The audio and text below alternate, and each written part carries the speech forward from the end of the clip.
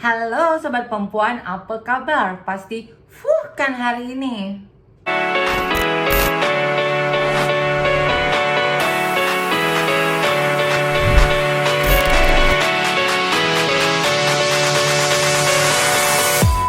Halo, nah kembali lagi di YouTube channel aku. Sebelumnya jangan lupa di like, di subscribe, di komen, dan di share ke semua media sosial kalian dan teman-teman kalian. Nah, di sini aku mau berbagi cerita sedikit banyak tentang permasalahanku sama LL. Itu masalahnya apa sih? Terus bagaimana awal mulanya? Siapa yang memulai? Dan di sini aku tidak ingin menyudutkan LL dan membela diriku, tapi aku juga tetap di sini akan menjelaskan pembelaan diriku juga dan siapa yang salah di permasalahan ini. Nah, awal ceritanya itu si LL itu beli laguku yang Bobo di Mana. Terus kita sudah setuju dengan adanya royalti 15% itu bagianku untuk penjualan di semua digital. Dan akhirnya boom, lagu itu viral. Viral dengan 40 juta viewers di YouTube dan semua digital itu banyak banget downloadnya gitu. Oke, akhirnya kita masih berhubungan baik dan aku masih selalu tanya baik-baik gimana urusan lagu, gimana masalah lagu, gimana komisiku dan lain-lain. Sampai akhirnya mereka ini membuat kolaborasi dengan lagu itu lagi. Dengan lagu itu, Bobo di Mana itu membuat kolaborasi dengan Rosa Meldianti dan Gresa Silalahi yang dibentuk sama Didi dan Jevanga, mental manajernya itu menjadi duo Nona. Nah, di situ berkolaborasi lah sama LL nge-rap di situ. Terus tiba-tiba LL itu marah-marah ke aku. Kak, aku nggak terima ini lagu dipakai sama Meldi katanya. Terus sama Meldi sama Grace. Aku bilang lah, bukannya itu atas persetujuan kamu dan bukannya kamu udah take vokal sama mereka. Iya, tapi aku nggak mau. Ternyata usut punya usut, aku tanya kenapa dia marah, karena di situ suaranya jelek. Dia bilang ya tetap aja gue kalah sama perempuan karena sini suara gue jelek, gue nggak mau, nggak jadi bikin kolaborasi di lagu Bobo di Mana itu. Oke, terus aku bilang itu aku nggak tahu menau, itu urusan kamu sama manajemen kamu. Jadi aku nggak pernah mau campur urusan itu, karena yang aku mau tahu itu hanyalah royalti bagianku 15% dari penjualan semua digital.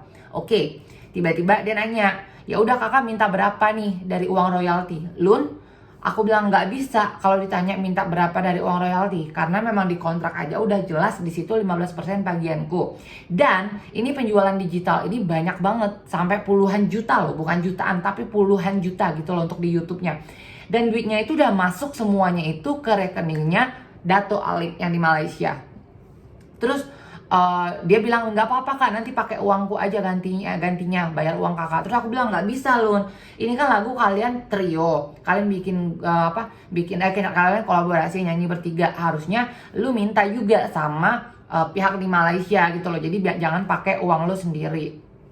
Udah kan. Nah setelah itu tuh langsung berapa minggu aku nggak kontak dia. Tiba-tiba aku konteks, aku nanya, Lun, mana uang royalti, gimana ini? Aku malah dimaki-maki sama dia di WhatsApp.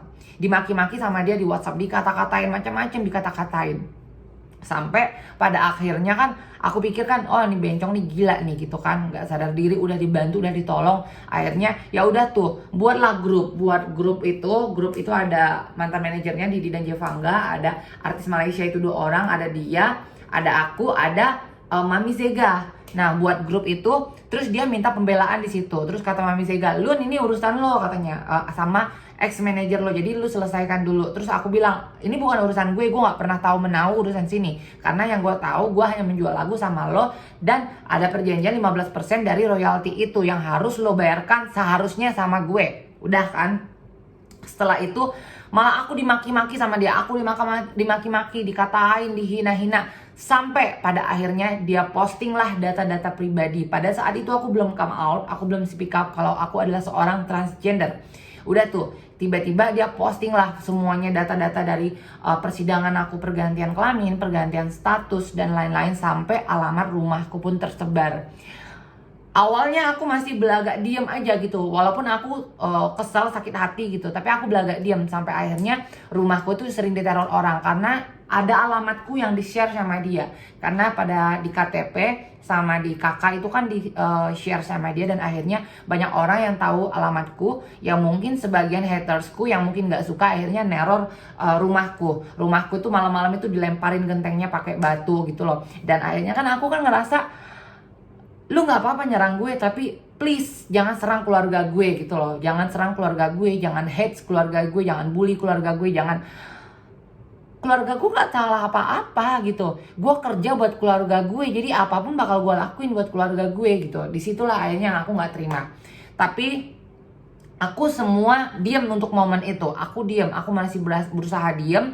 Sampai akhirnya dia terus-terusan dia sindir aku, dia katain aku, sampai dia asutin teman-temannya dia yang berteman sama aku, katanya jangan temenan sama Gaby. Kalau temenan sama Gaby mereka bakal dimusuhin dan lain-lain gitu, dihasut-hasutin. Terus orang-orang yang ketemu sama aku, yang temenan sama aku, di unfollow Instagramnya. Nah, aku masih pikir nih orang sinting atau gila. Padahal ada saksi hidupnya Stasia Boar pada saat itu bilang, "Kak, apa aku ajak Kak Luna juga ya nongkrong ya?" Terus ya udah telepon aja, ya udah kakak baikan ya, dia bilang kayak gitu. Terus aku bilang ya udah ayo, aku bilang kayak gitu kan, telepon aja Luna biar sekalian ajak ngumpul. Nah cuma pada saat itu tuh Mami Isa yang nggak mau gitu loh. Kata Mami, enggak, gue nggak mau, kalau misalkan dia datang gue pulang, karena Mami Isa itu sakit hati difitnah sama dia nilep duitnya. Padahal itu kan potongan dari manajemen memang 25% setiap job apapun, dan itu transparansinya, kontraknya semuanya ada gitu kan.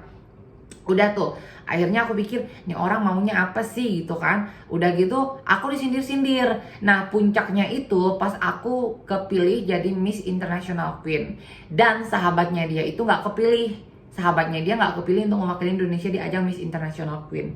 Dan mereka itu kayak berkomplotan itu pengen bikin aku down dan ngancurin reputasi aku di ajang Miss International Queen.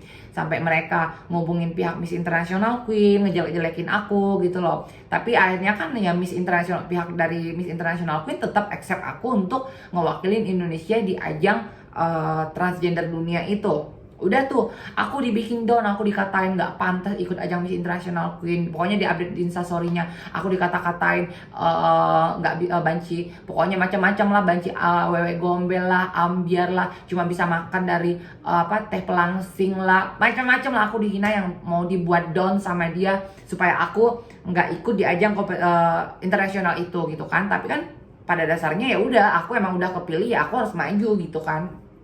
Udah tuh, sampai akhirnya aku nggak bisa nahan lagi emosiku. Aku pikir, terus kata si Mami Isa langsung, Neng, ini kamu nggak bisa kamu diemin gitu loh. Kalau kamu diemin dia ini anak nih makin melunjak.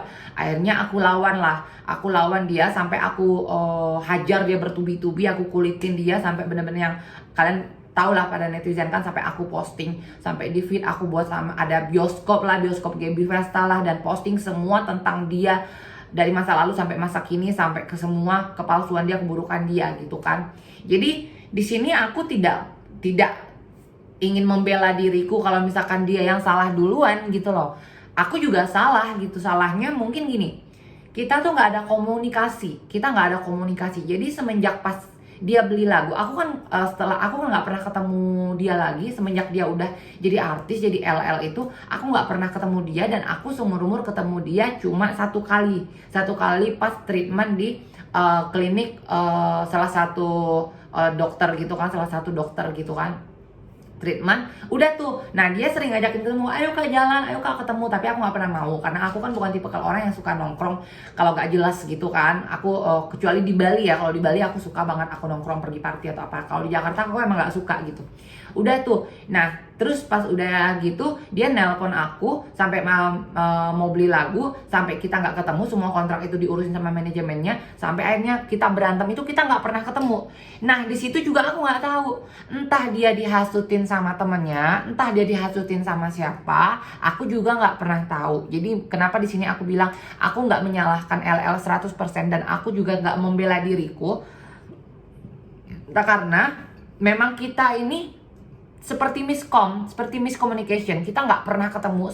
Pokoknya dari sebelum kita berantem itu kita nggak pernah ketemu untuk menyelesaikan konflik kita di masalah lagu ini, sampai akhirnya kita punya konflik besar yang benar-benar serang-serangan di media sosial, benar-benar yang terang-terangan tanpa sensor gitu. Jadi kalau misalkan banyak netizen yang nyalahin aku, ya sekarang kalian kan nggak tahu problemnya, salahnya permasalahannya apa. Nah di sini aku mau membela diri sedikit. Jadi sekarang gini, kalau misalkan ada orang yang hutang sama kalian dan ada hak uang kalian sama orang lain itu nominalnya ratusan juta, apa kalian bakal diem? Apa kalian nggak bakal tagih? Sekaya apa kalian gitu loh? Miliarder aja pasti ratusan juta pasti ditagih gitu kan, kecuali dia pikir ya udah kalau misalkan benar-benar yang